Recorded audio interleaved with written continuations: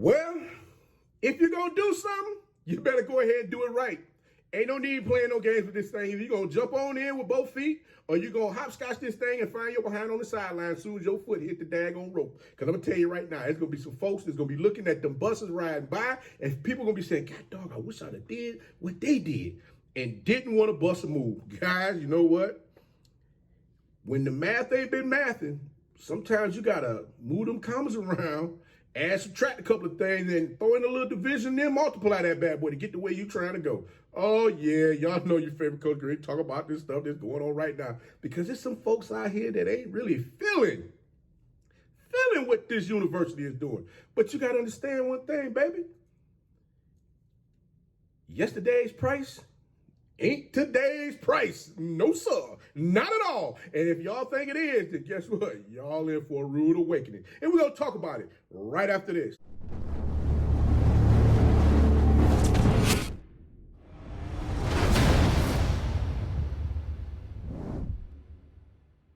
It's your favorite coach back at it again. 10 toes down, about to tell you how it all went down. This is Tomorrow Sports Network with your host, Coach Walker. If you're new to the channel, please like, share, subscribe. Hit that notification bell so you can get all upcoming videos. For all my leaders out there, welcome back. Y'all know the drill. Y'all know the routine. If you haven't done so already, please like, comment, and share these videos. And tap in and free to tell them to come on in. It's not a positive vibe. Just have a good time talking about HBCU sports. But don't forget, make sure y'all get yourselves ready because we're going to go ahead and get on in this thing. Because I know you're like, Coach, what's your thoughts on this thing here, man? You got to be kidding me with all the rigmarole that's going on out here with these folks. Boy, listen.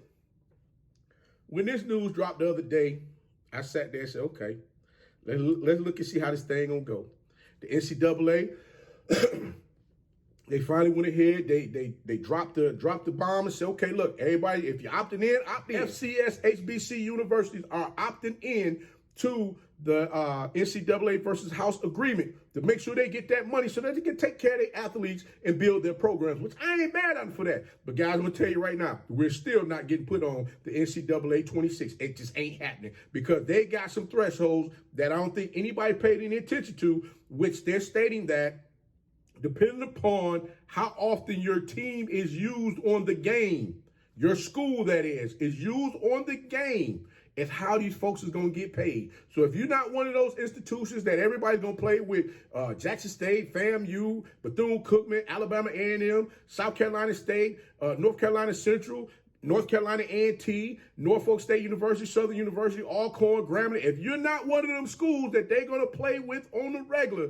guess what? You ain't gonna see no cheese. No, sir. They ain't paying you. They ain't giving you no cheese, baby. No, they're not giving up no money for that. And the sad part about it is because, you know, the excitement of the game coming out again after being tucked away for so long, and they knew everybody's going to run to the counters to go get that game and want to play it.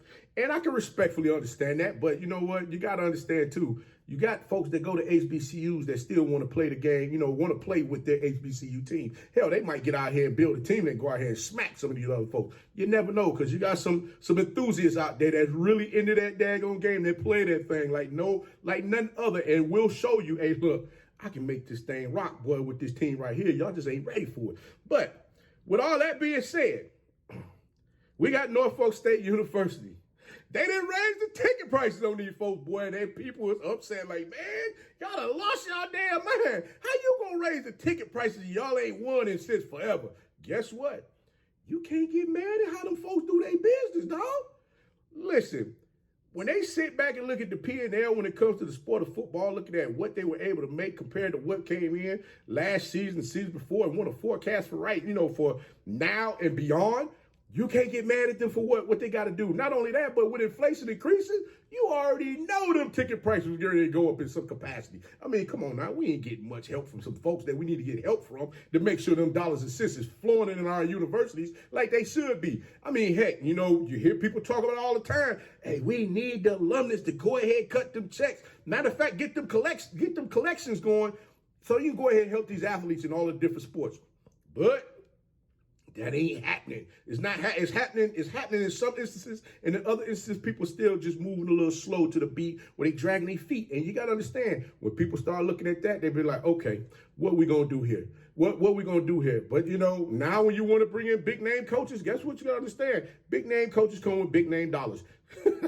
Big name. I said big name dollars. I did. I said big name coaches come with big name dollars. Hey, if the coach name is on the, hey, if the coach is coaching that daggone program, them dollars got to be big. And guess what? He want his name on that check to come on through. Say, hey, pay me. So if you ain't paying me, we got a problem. But this is what I'm looking at here, right? So Norfolk State. I know a lot. I mean, I'm sure a lot of people have been out here talking about, hey man, I want to see them jump in with both feet. Or, hey, don't pity pat this thing. Let's go on and get in this thing. We're going to do it.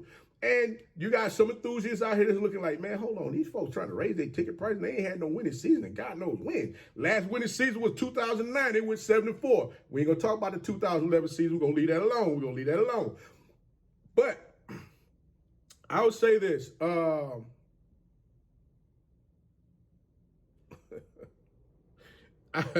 I would say this. If you want to go, even if you want to move a couple of years forward, we'll say 2000. We move up 2018. They were 65. We'll go with that, okay? But I'm saying all that to say this: you got a high-profile coach, head coach, that's now over your program, and I'm gonna be real with you.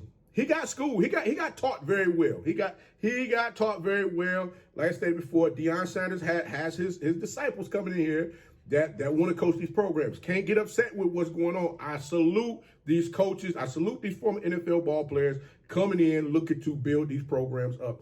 Because let's be real here. Who ain't going to want to go see Michael Vick out there on that sideline coaching?